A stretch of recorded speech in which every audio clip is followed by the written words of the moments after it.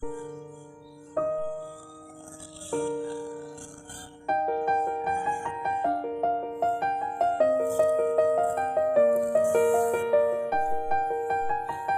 selamat pagi Ibu. Saya atas nama Albina dari Mahalatana, NIM 212001 akan mempresentasikan hasil UAS algoritma dan pemrograman.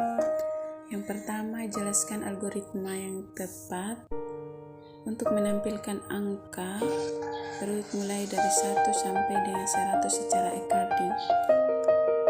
Kita akan mulai dari start awal 1 sampai ke akhir 100. Ganjil awal to akhir sampai dicetak graf. Nomor 2, jelaskan penulisan deklarasi array yang benar. Mendefinisikan jenis data, lalu menuliskan nama awalnya dan terakhir panjang arraynya di dalam seperti 11 dan lain-lain. Nomor 3, potonglah sebuah program dikaji berikut yang disajikan berikut.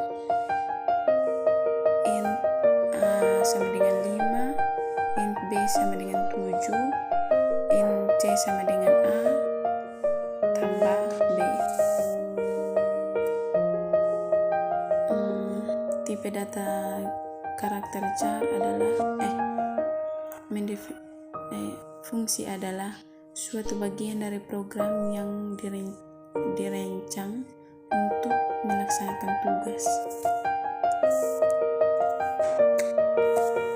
Nomor 4, tipe data yang cocok untuk menyimpan data nama mahasiswa adalah tipe data karakter atau char adalah tipe data yang hanya bisa diisi dengan satu karakter saja. Karakter ini harus ditulis di antara tanda kutip karena hanya bisa diisi dengan satu karakter saja. Tipe data char hanya membutuhkan 1 bit memori. Nomor 5, prosedur yang digunakan untuk membersihkan layar saat program dijalankan adalah prosedur ini CLR. Penjelasan prosedur ini dipilihkan dalam bahasa program Pascal.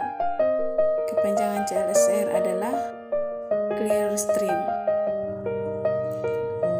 Nomor 6, tahap dalam menyelesaikan suatu masalah adalah masalah model, algoritma, program, eksekusi, dan hasil. Nomor 7, sebutkan dan jelaskan tipe data array. Array merupakan sebuah variabel yang menyimpan lebih dari satu buah data yang memiliki tipe data yang sama. Array disebutkan sebagai sekumpulan dari data-data tinggal yang dijadikan dalam variabel array yang alamat memorinya berbeda. Yang selanjutnya disebut elemen-elemen array yang bisa kita akses berdasarkan indeks.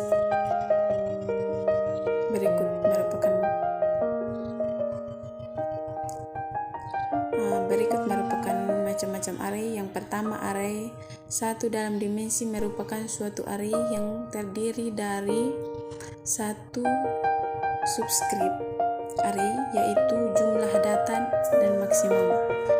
Yang kedua, array dan dimensi merupakan adalah suatu array yang terdiri dari 2 subscript yaitu jumlah elemen baris, jumlah elemen kolom. Yang ketiga, elemen multidimensi, array multidimensi. Suatu array yang mempunyai subscript lebih dari 2 dimensi.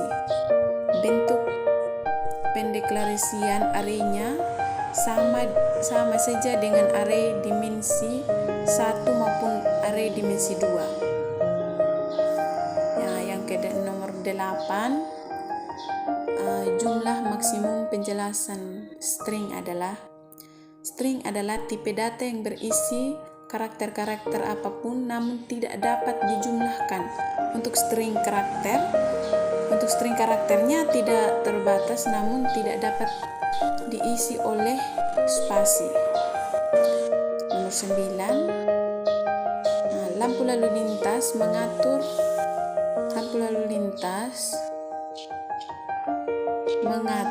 pemakai lalu lintas dengan menyalakan lampu merah untuk berhenti, lampu hijau untuk berjalan, dan lampu kuning untuk mempersiapkan prosedur yang paling tepat untuk keadaan ini adalah untuk menjaga keamanan penjelasannya agar tidak terjadi kecelakaan di putaran. Nomor 10, suatu pendefinisian nilai-nilai dari objek-objek yang dilaksanakan pada bagian argumen fungsi disebut. Yang pertama, deklarasi dan definisi. Baik data maupun fungsi harus dideklarasikan. Data perlu dideklarasikan agar kompiler tahu berapa bit memori yang harus disediakan untuk data yang bersangkutan. Sedangkan fungsi perlu dideklarasikan agar kompiler dapat memeriksa ketepatan pemanggilan fungsi yang bersangkutan. Deklarasi dan definisi adalah langkah awal dalam setiap pemisahan program, tidak kecuali bahasa C++. Yang kedua, parameter. Nilai dan dalam suatu subprogram Free Pascal sifatnya adalah lokal, artinya hanya dapat digunakan dalam modul atau unit yang bersangkutan saja, tidak dapat digunakan pada modul atau unit program yang lainnya. Parameter adalah masukan untuk subprogram yang nantinya akan diproses lebih lanjut dalam subprogram tersebut. Dalam Pascal dikenal 2 macam parameter, yaitu parameter nilai, parameter yang kedua parameter referensi. Fungsi dalam bahasa program C++ yaitu parameter masukan, parameter keluaran, parameter gabungan antara masukan dan keluaran. Yang ketiga, nilai baik. Fungsi dalam nilai baik adalah suatu fungsi yang dapat mengembalikan suatu nilai di dalam suatu fungsi utama. Dalam membuat fungsi harus didefinisikan tipe data yang nilai yang akan dikembalikan. Sebelum dapat memanggil suatu fungsi, kita harus mendeklarasikan terlebih dahulu.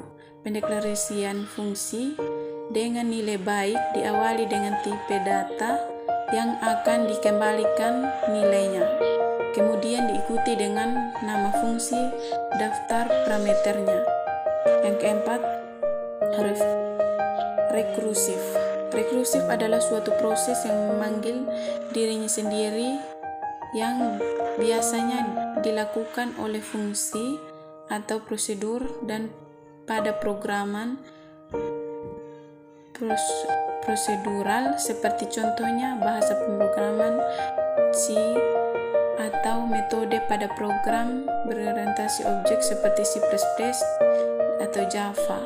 Rekursif adalah terus berjalan sampai kondisi berhenti terpenuhi. Oleh karena itu, dalam sebuah rekursif perlu adanya blok-blok kode atau berikut.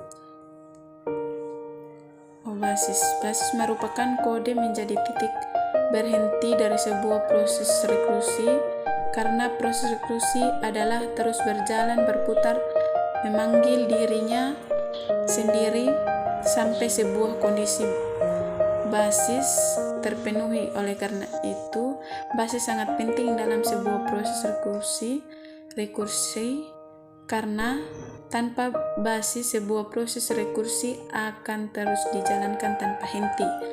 Rekursi merupakan kode dalam hal ini sebuah blok program memanggil dirinya sendiri. Misalnya ada sebuah fungsi hitung hasil faktorial, bahwa di dalamnya blok kode fungsi ini memanggil dirinya sendiri.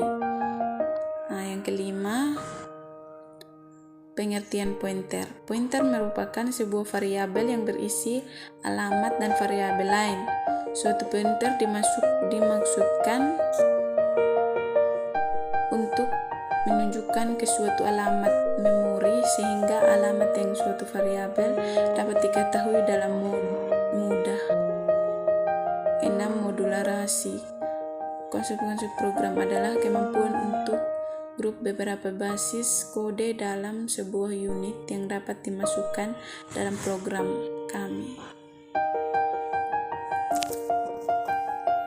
Yang ke-11, buatlah program sederhana biodata mahasiswa menggunakan div C++ yang terdiri dari nama, nim.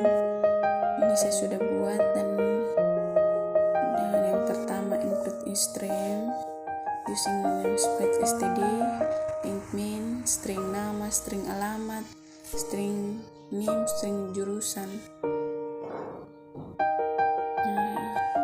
Coutnya masukkan data berikut. Kita sudah dapat hasilnya. Sekian hasil presentasi dari saya. Terima kasih.